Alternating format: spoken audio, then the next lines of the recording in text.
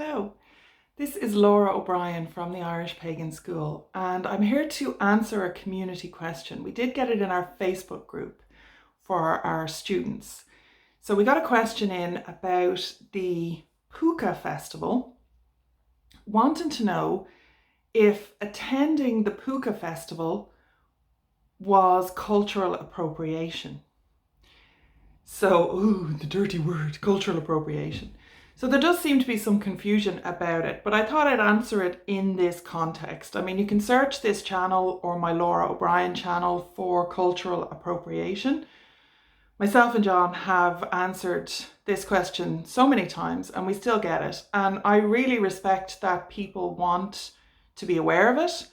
I respect that people are afraid of it. They're afraid that, they've just realized that the Celtic stuff is not open source, that it is I would class it as a semi-closed tradition in that it is open and accessible to, I'm going to speak for Ireland, not just general Celtic stuff, but our Irish spiritual traditions, our culture, our mythology, our heritage, our folklore, is open to anybody, right?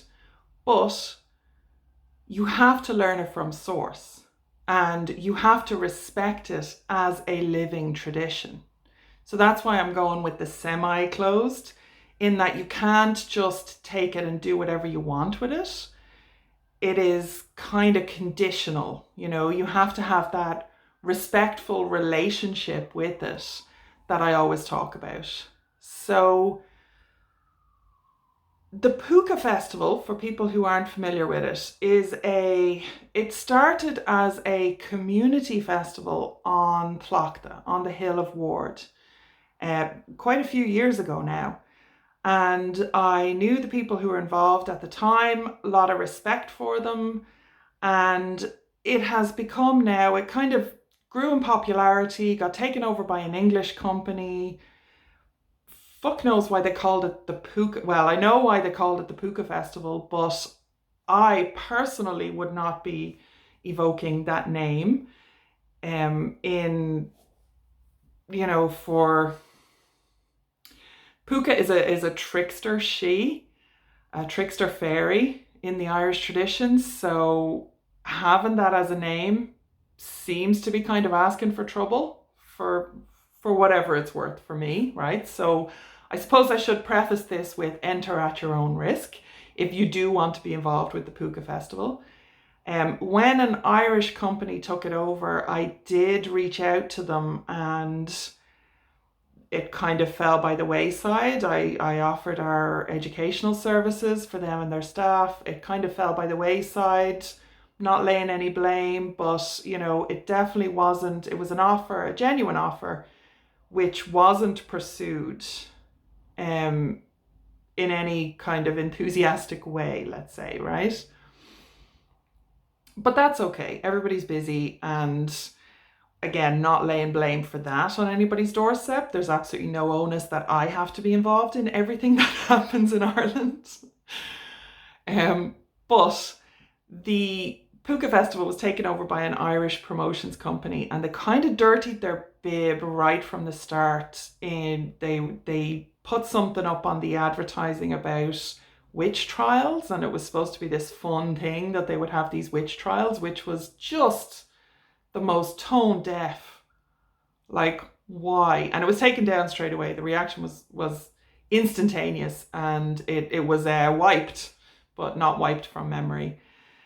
So they kind of dirty their bib from the start with that. But as far as I know, it's an Irish person or an Irish company that are genuinely, trying to do their best. They definitely could have made better use of educational resources that were available to them. But apart from that, if you attend the Púca Festival, you will be supporting Irish jobs, Irish projects, Irish enterprise, Irish heritage, Irish tourism. But I just want to make it very clear, I wouldn't trust their mythology. I wouldn't trust their folklore. I haven't seen anything that would give me a lot of faith in any of that. please, if you're going to attend it, please take it as a tourist, event, as a heritage tourist event, definitely. But you will be walking on sacred land. It is a sacred time of the year, but it's pageantry, not ritual. However they're trying to spin it, I don't know. There may or may not be genuine ritual practitioners involved. I don't know. But trying to do it within that environment, trying to do an actual Samhain ritual within that environment, it's not going to work out well for anybody. So I would be wary if they are trying to do genuine ritual, I would be very wary of that also. But for the most part, I would just take it as pageantry. And for the question of cultural appropriation, it kind of didn't make a lot of sense to me. But the person who was asking, my response to them was, you're not profiting from this. You're not selling it. You are just going to attend. So it as a person who is supporting Irish heritage, Irish tourism, even Irish pageantry, because there's a history of that, in fairness. Pádraig Pearse was the main man for the Irish mythology pageantry. So, it's a genuine history. It's part of our culture. It's part of our traditions as well. But again, it's not your spirituality, right? It is an event. It's a tourism/community event that you are attending, right? So please just take it with that. But if you're going and, I don't know if it's free or paid, but you're showing up, and that is supporting the event, it's supporting the project, it's showing the people who sign the checks that there is an interest in it. I don't think any of that is a bad thing. The idea of cultural appropriation would come if, I think that hiring an English company to run it in previous years or year was definitely kind of skating there. But ultimately, it is for the benefit of Irish people. So again, you're not really crossing into a line for cultural appropriation. My boundary or my definition was, if a person from outside of our culture or a group from outside of our culture is profiting from Irish culture, Irish traditions, that's the first red flag, right? Now that can be financial profit. It can also be social profit. So maybe there's a question to be asked there. Are you going to go home if, I don't even know where this person is from, but say this was a person from America, from the States. Are you going to go home and boast and have kind of, forgive my ancient fucking use of vernacular, but are you going to have some version of Irish street cred, Irish pagan street cred for having attended this event within your local pagan community? That could be socially profiting from it. So I would be wary of that maybe. But again, that's your own business. That's something that you need to really just take on board and just be aware of and be wary of in yourself, right? The same way people claim that they are, we had a one claiming descendancy from the Milesians, but this actually happens a lot. Niall of the Nine Hostages is a very popular ancestor that people like to claim that they have direct lineage back to. None of that is true. You can, the family crests, there's a whole other video on that, right? But the lineage thing is something that people would maybe profit off, that they would either use it to their advantage if they're teaching classes or selling books or teaching at events or even running groups locally, in places that are not Ireland. So that would be a form of cultural appropriation. So again, are you profiting off this either financially or socially, right? People who take our classes at the Irish Pagan School and then turn around and teach our material in their own communities, that's cultural appropriation. People who learn the Om from me and then go and do readings. That's cultural appropriation. Sorry, but it is. You are taking native teaching, you are taking native resources and profiting from it. So that is cultural appropriation. People don't want to hear that, but that's what that is, right? So hopefully those examples will clarify what is and what is not cultural appropriation. Attending a festival is not cultural appropriation. And even, I mean, I've very clearly delineated that red flag, but there are a handful of people who have studied and engaged with Irish material, who have a lifetime's worth of experience within their own practices of Irish or Celtic paganism. They have then gone on to write books or teach classes, but their perception and their understanding and their experience actually contributes to the living tradition, to part of the culture. Even though they're outside of the culture, they have put in the work for the relationship to have built.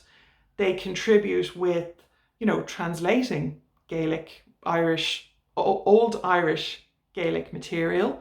They contribute significantly to a particular topic. They, and again, this would only be a handful of people. I can literally think of 2 off the top of my head, maybe 3. But apart from that, nah, I don't think so.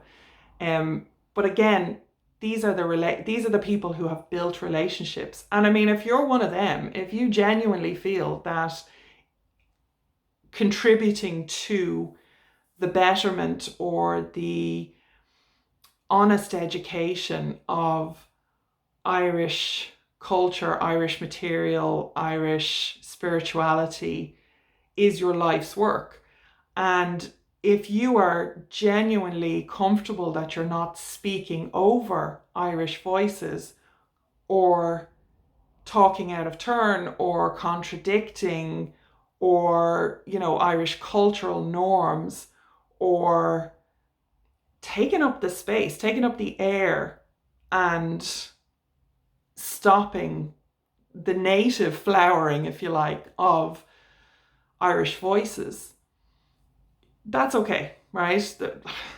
Again, it's a very grey area, right? And like I said, I can literally think of 2, maybe 3 people who do directly profit from Irish culture, who I don't class as cultural appropriation because of what they give back.